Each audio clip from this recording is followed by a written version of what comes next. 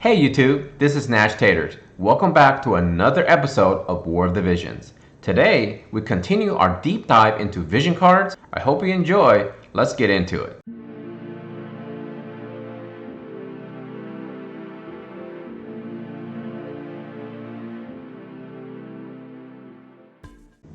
The MR rarity has a total of 18 cards. There is one card that was part of an exclusive banner, and that was the Mobius of Hope and Illusion. This card was a very limited time, therefore if you did not buy all the different shards for it, there's not many ways currently that you can fully max it.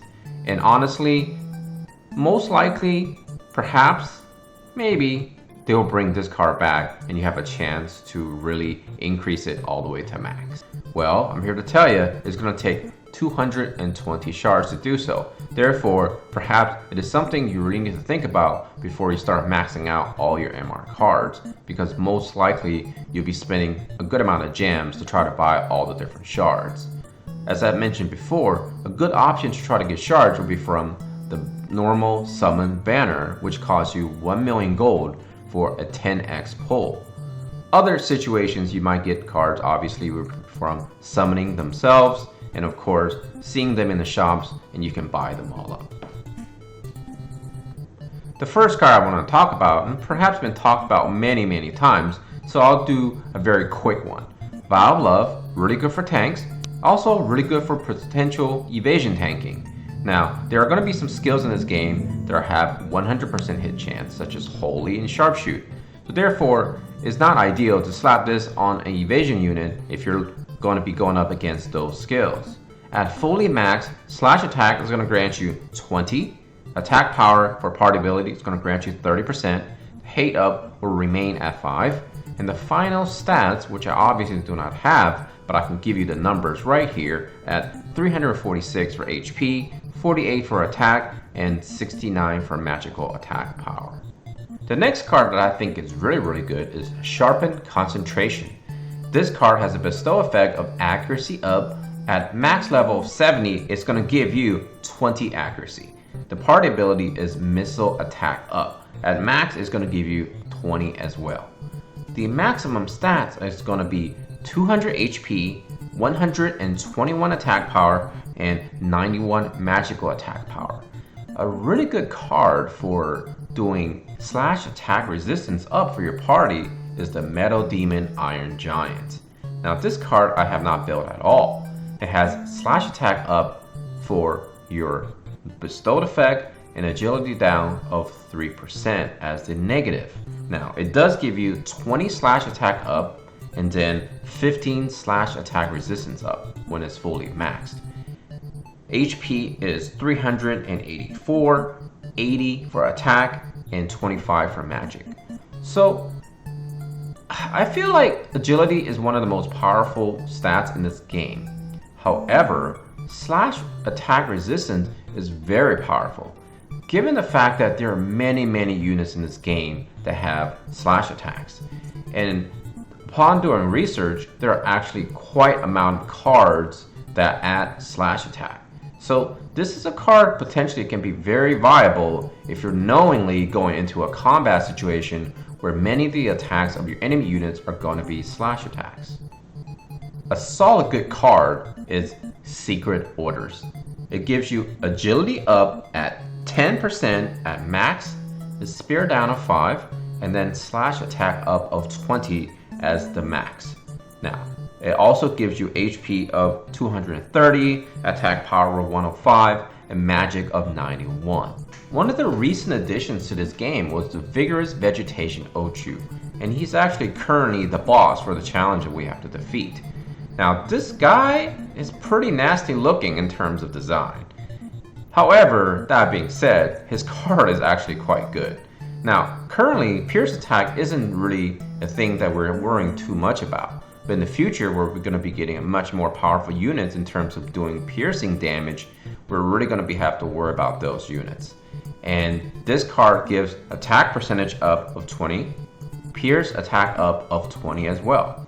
Final tally of stats added: 252 for HP, 125 for attack, and 54 for magic. Personally, I'm definitely going to be building this card once I start having some of my piercing units up and running. Later on, Kane is going to be a very powerful unit in terms of piercing. He's going to be a dark attacking unit, and one can probably debate whether to equip this or the Diablo's card, since that card adds a dark attack power all the way across the board. The Invis Magician card is perhaps one of the best cards in the MR slots in terms of increasing damages and or decreasing cast time for your casters. At max level, cast time reduced is going to be at 100. Magical up attack power is going to go all the way up to 30%. HP is going to go up to 242, 46 for attack, physical, and 126 for magical attack power. That is a humongous boost in terms of damage. And to show you what cast time reduce actually means, I'm going to quickly just pull up one of my units, in this case Mediana of course, and we're going to take a look at one of her skills in which will show you the cast time. As you can see, the cast speed here is going to be 360 for Blizzard. If you equip that card, it's going to subtract that by 100, meaning the cast speed is only going to be 260. Cast time reduced is very powerful for the fact that many of the spells in this game have long delays in terms of casting. Therefore, the shorter the duration, the faster you can cast your spells, the faster you can kill your enemy units. For the most part, I've covered all the cards that I feel like are really good for individual performance purposes, whether it be attack, magic, slash, or simply just missile attacks in a specific situation. For example, in the last challenge where we had to fight those nasty sharpshooters, I decided that I was going to start leveling this card, Cleansing the Mind. It increases missile attack resistance, and for me, I really needed it to beat that challenge because there were so many sharpshooters and I just had a very hard time reducing the damage, and the heals just wasn't big enough to keep up. Other cards that might be really specific for your needs will be like, say, Lamia Queen, Ice Eater up, Fire Attack up. Clearly, this card is going to be equipped on any of your fire attacking units that's going to be really targeting ice units. Other cards such as the Marlboro has a much specific bestowed effect. It really goes against confusion, and then for party ability increases strike attack up. I always emphasize that strike currently isn't a huge thing, and confusion resistance, just like many of the other status ailments in the game, are something that you really want to build only if you're specifically targeting them. Fleeting Tranquility. At first glance, not many people probably thought too much about this card, but we're dealing with charm, and right now those Lamias on the current challenge are going to be giving some people issues, and having charm resistance for perhaps your attacker is going to be very important, because if those Lamias charm one of your attacking units and then your attacking unit starts slaughtering your party members, you're not going to be able to get that required of no KO units. So again, situational, yes. Good? Absolutely. Now here are my final thoughts for the MR class rarity cards. There are quite a few number of good cards. In my opinion, they're all really good. It's just that some of them ends up being very situational. The ones that I highlighted are going to be the ones that you're most likely going to be building and most likely be using for a large time to come. Overall, I feel like the MR rarity cards are going to be really good for investing purposes. The fact that you have to spend a lot of gold, spend a lot of gems and effort to find the shards to get them to max. But when you get to that road where you are having a fully awakened MR card, it's going to give you a lot of power added to your units. Before I talk about the UR cards in the next video, just bear in mind, personally, I would definitely suggest concentrating heavily on the MR cards because there are tons of them that are really, really good.